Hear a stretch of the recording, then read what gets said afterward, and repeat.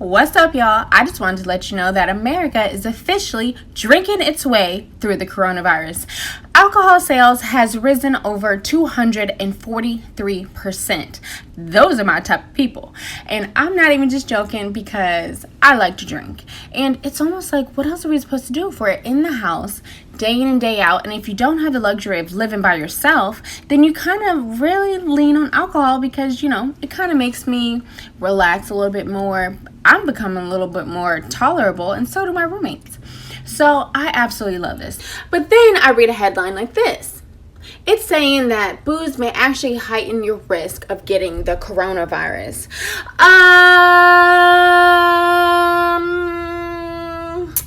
I believe a lot of things you guys have fed us, but this I'm not too sure about. I'm going to need hardcore evidence, okay, at my doorstep, because this is something where I just don't believe. Like, when it comes to smoking, I get it, like your lungs and being able to breathe, like I get all that stuff, but what do they just want us to do? They just want us to sit here and be at home and be depressed? I won't do it. I won't do it.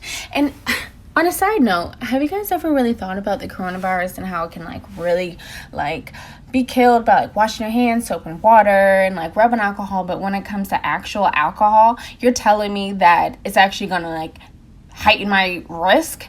I don't believe it. But you guys believe whatever you want to believe, okay? Be safe out there.